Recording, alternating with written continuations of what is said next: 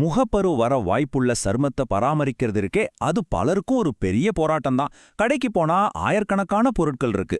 இதுல எது வேலை செய்யும், எது செய்யாதுன்னு ஒரு பெரிய குழப்பம் வரும் இல்லையா? கவலைப்படாதீங்க. இன்னைக்கு நாம சரும மருத்துவர்களோட வழிகாட்டுதல் படி எது நிஜமாவே வேலை செய்யும்னு பார்க்க போறோம். இந்த கேள்விய நீங்களே உங்களை கேட்டு பாருங்களேன். சில சமயம் நம்ம நல்லதுன்னு நினைச்சு பண்ற விஷயங்கள் கூட நம்ம சருமத்துக்கு எதிரா வேலை செய்யலாம். நீங்க பண்ற முயற்சிகளுக்கு ஏன் பலன் கிடைக்கலங்கிற காரணத்தை நாம இப்ப சேர்ந்து கண்டுபிடிக்கலாம். இன்னைக்கு நம்ம என்னெல்லாம் பார்க்க போறோம்னா, முதல்ல இந்த ஸ்கின் கேர் ஆக்னே முரண்பாடுனா என்னன்னு பார்க்கலாம். அப்புறம் நம்மளோட இலக்கு என்ன, அதாவது அந்த பேலன்ஸை எப்படி கண்டுபிடிக்கிறது. அடுத்து கிளென்சிங்ல செய்ய வேண்டியது, செய்யக்கூடாதது. அதுக்கப்புறம் ஈரப்பதம் மற்றும் பாதுகாப்பு. மேக்கப் பொருட்கள் நமக்கு நல்லதா கெட்டதா. கடைசியா ஒரு சூப்பரான ஸ்கின் கேர் ஸ்ட்ராட்டஜி. இது உங்க சர்மத்துக்கான ஒரு தெளிவான வழிகாட்டி. முதல் படி நம்மளோட மனநிலையை மாத்தணும். நம்மளோட இலக்கே ஒரு சமநிலையை கண்டுபிடிக்கிறது தான். முகப்பருவ ஒரு எதிரி மாதிரி பார்த்து அதோட சண்டை போடாம நம்ம சருமத்தை ஒரு பார்ட்னர் மாதிரி நினைச்சு வேலை செய்யணும். அதுதான் ஆரோக்கியமான சருமத்துக்கான முதல் படி. சரும பராமரிப்பு நிபுணர்கள் என்ன சொல்றாங்கன்னா, நம்மளோட நோக்கம் நம்ம ஸ்கின்னை ஒரு கிட்டத்தட்ட ஐடியல் ஸ்டேட்ல மெயின்டைன் பண்றது தான். அதாவது ரொம்ப கடுமையான கெமிக்கல்ஸ் வச்சு அதை தண்டிக்கிறதுக்கு பதிலா மென்மையா சப்போர்ட் பண்ணி பார்த்துக்கணும். ஒரு பேலன்ஸ்ட் எஃபெக்டிவ் ஸ்கின் கேர் ரொட்டீனுக்கு இந்த 3 விஷயம்தான் பில்லர்ஸ் மாதிரி. 1 கிளென்சிங், 2வது மாய்ஸ்சரைசிங், 3வது ரொம்ப முக்கியமா தயாரிப்புகளை சரியா யூஸ் பண்றது. வாங்க இதுல ஒவ்வொன்னா பார்க்கலாம். சரி, இப்ப நம்மளோட முதல் ஸ்டெப்புக்கு வருவோம். கிளென்சிங். இது சும்மா முகத்தை கழுவுறது மட்டும் இல்ல, இதுதான் மத்த எல்லா ஸ்டெப்ஸ்க்கும் ஃபவுண்டேஷன். இங்க நம்ம பண்ற சின்ன தப்பு கூட பெரிய இம்பாக்டை ஏற்படுத்திடும். முதல்ல நாம யூஸ் பண்ற பார் சோப்ஸை தூக்கி போடுங்க. ஏன்னா அது நம்ம ஸ்கின்னோட நேச்சுரல் pH லெவலை மாத்தி ரொம்ப ட்ரை ஆக்கிடும். அதுக்கு பதிலா pH 5ல இருந்து 7 வரைக்கும் இருக்கிற சோப் இல்லாத ஜென்டில் கிளென்சஸை செலக்ட் பண்ணுங்க. இது நம்ம ஸ்கின்னோட பேலன்ஸை கெடுக்காது. அடுத்து முகத்தை கழுவுற விதம். நிறைய பேர் நினைக்கிறாங்க, நல்லா அழுத்தி தேய்ச்சா ஸ்க்ரப் பண்ணா துளைகள் எல்லாம் க்ளீன் ஆயிடும்னு. ஆனா உண்மையில அப்படி பண்றது முகப்பருவோட எரிச்சலை இன்னும் அதிகமாக்கி நிலைமை மோசமாக்கிடும். எப்பவுமே ஜென்டிலா இருங்க. இங்க ஒரு இன்ட்ரெஸ்டிங்கான விஷயம் இருக்கு. நீங்க ரொம்ப ஹார்ஷா வாஷ் பண்ணி ஸ்கின்ல இருக்கிற எல்லா எண்ணெயும் எடுத்தீங்கன்னா நம்ம ஸ்கின் என்ன பண்ணும் தெரியுமா? அச்சச்சோ எண்ணெய் போயிடுச்சேன்னு சொல்லி அதை ஈடு செய்ய இன்னும் அதிகமா எண்ணெயை உருவாக்கும். இதுக்கு பேர் தான் ரீபவுண்ட் ஆயிலினஸ். இது ஒரு முடிவே இல்லாத சைக்கிள் மாதிரி போயிட்டே இருக்கும்.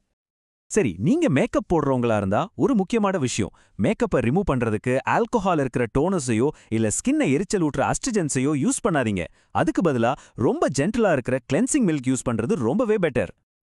ஓகே, கிளென்சிங் முடிச்சாச்சு. அடுத்து ரொம்ப முக்கியமான ஒரு கேள்வி வருது. ஈரப்பதம்.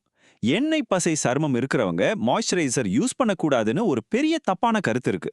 ஆனா உண்மை என்னன்னா, ஈரப்பதம் உங்க எதிரி இல்ல, அது உங்க நண்பன். ஏன் மாய்ஸ்சரைசர் முக்கியம்னா, நம்ம முகப்பரு ட்ரீட்மெண்ட்காக யூஸ் பண்ற சில மருந்துகள், உதாரணத்துக்கு ரெட்டினாய்டுகள் இல்லனா பென்சாயில் பெராக்சைடு, இதெல்லாம் ஸ்கின்னை ரொம்ப ட்ரை ஆக்கிடும். கரெக்டான மாய்ஸ்சரைசர் என்ன பண்ணும்னா, இந்த வறட்சியை சரி பண்ணி ஸ்கின்னை கம்ஃபர்டபுளா வச்சுக்கும். அதுவும் எக்ஸ்ட்ரா எண்ணெய் பசியை உருவாக்காம இதை செய்யும். இங்க ஒரு கோல்டன் ரூல் இருக்கு, அதை மட்டும் மறக்கவே மறக்காதீங்க. எப்பவுமே ஆயில் ஃப்ரீ மாய்ஸ்சரைசர்ஸை மட்டும் தான் நீங்க செலக்ட் பண்ணணும். நீங்க வாங்குற பாட்டில்ல ஆயில் ஃப்ரீ அப்படின்னு எழுதியிருக்கான்னு செக் பண்ணுங்க. ரொம்ப சிம்பிளான ஆனா பவர்ஃபுல்லான ரூல் இது. ஓகே, மாய்ஸ்சரைசர் சரி. ஆனா சன்ஸ்கிரீன் கதை என்ன? நிறைய சன்ஸ்கிரீன்ஸ் முகப்பருவ அதிகமாக்குமேன்னு ஒரு பயம் எல்லாருக்கும் இருக்கு இல்லையா? அதுக்கு என்னதாங்க தீர்வு? வாங்க பார்க்கலாம். சன்ஸ்கிரீன் செலக்ட் பண்ணும்போது இதெல்லாம் ஞாபகம் வச்சுக்கோங்க. சில முகப்பரு ட்ரீட்மெண்ட்ஸ் நம்ம ஸ்கின்னை ரொம்ப சென்சிட்டிவ் ஆக்கிடும். அதனால சன்ஸ்கிரீன் ரொம்ப அவசியம். ஆனா எப்படி செலக்ட் பண்ணணும்? ஆயில் ஃப்ரீ லோஷன்ஸா பாருங்க. ஜெல் பேஸ்ட் ஃபார்முலாஸ் ஒரு சூப்பரான ஆப்ஷன். ரொம்ப ஹெவியா திக்கா இருக்கிற சன்ஸ்கிரீன்ஸை அவாய்ட் பண்ணிருங்க. அடுத்து நம்ம பார்க்க போறது அழகு சாதன பொருட்கள். முகப்பரு இருக்கும்போது மேக்கப் போடலாமா கூடாதா? கண்டிப்பா போடலாம், ஆனா ரொம்ப ஸ்மார்ட்டா செலக்ட் பண்ணணும். அத ஒரு எதிரியா பார்க்காம நம்ம ஸ்கின்னுக்கு ஃப்ரெண்டா இருக்கிற மாதிரி எப்படி செலக்ட் பண்றதுன்னு இப்ப பார்க்கலாம். சில விஷயங்கள் முகப்பருவை அதிகப்படுத்த சான்ஸ் இருக்கு. அதெல்லாம் என்னன்னு பாருங்க. தலையில யூஸ் பண்ற சில ஹேர் ஆயில்கள் முகத்துல பட்டா பொமேட் ஆக்னே வரலாம். ரொம்ப திக்கான துளைகளை அடைக்கிற ஃபவுண்டேஷன்ஸ் அப்புறம் வாசனை பொருட்கள் இருக்கிற தயாரிப்புகளையும் அவாய்ட் பண்றது நல்லது. அப்போ எது சேஃப்? வாட்டர் பேஸ்ட் இல்லனா ஆயில் ஃப்ரீ ஃபவுண்டேஷன் சூப்பரா இருக்கும். டைமெத்திகான் மாதிரி சிலிகான் அடிப்படையிலான பொருட்கள் கூட ஒரு நல்ல ஆப்ஷன். இதையெல்லாம் தாண்டி நீங்க கவனிக்க வேண்டிய ஒரே ஒரு முக்கியமான வார்த்தை இருக்கு. அதை தான் நம்ம அடுத்து பார்க்க போறோம். சரி, நாம இப்போ இந்த முழு டிஸ்கஷனோட ரொம்ப ரொம்ப முக்கியமான ஒரு பகுதிக்கு வந்திருக்கோம். நீங்க எந்த ஒரு ஸ்கின் கேர் ப்ராடக்ட் வாங்குறதுக்கு முன்னாடியும் நீங்க தெரிஞ்சுக்க வேண்டிய ஒரே ஒரு மேஜிக் வார்த்தை இருக்கு. அந்த வார்த்தை இதுதான், நான் கொமெடோஜெனிக். இந்த வார்த்தையை நல்லா மனசுல பதிய வச்சுக்கோங்க. அது கிளென்சரா இருக்கட்டும், மாய்ஸ்சரைசரா இருக்கட்டும், சன்ஸ்கிரீன், ஃபவுண்டேஷன் எதுவா இருந்தாலும் சரி, இந்த வார்த்தை அதுல இருக்கான்னு மட்டும் பாருங்க. அப்படின்னா என்ன அர்த்தம்? ரொம்ப சிம்பிள். இந்த தயாரிப்பு உங்க சர்மத் தொலைகளை அடைக்காதுன்னு ஸ்பெஷலா ஃபார்முலேட் பண்ணி டெஸ்ட் பண்ணிருக்காங்கன்னு அர்த்தம். தொலைகள் அடைபடலைன்னா முகப்பரு வர்றதுக்கான சான்ஸும் குறையும். இதுதான் உங்க சீக்ரெட் வெப்பன். சரி, இப்போ உங்களுக்கு ஒரு சின்ன ஹோம்வொர்க். இந்த டிஸ்கஷன் முடிஞ்சதும் உங்க பாத்ரூம்ல இருக்கிற ஏதாவது ஒரு பொருளை எடுத்து பாருங்க. அதுல நான் காமடோஜெனிக்னு எழுதியிருக்கா, அது ஆயில் ஃப்ரீயா? இன்னைக்கு நீங்க கத்துக்கிட்ட விஷயங்களை வச்சு அது உங்க ஸ்கின்னுக்கு நல்லதா இல்லையான்னு யோசிச்சு பாருங்க. இந்த ஒரு சின்ன சேஞ்ச் ஒரு பெரிய வித்தியாசத்தை உருவாக்கும்.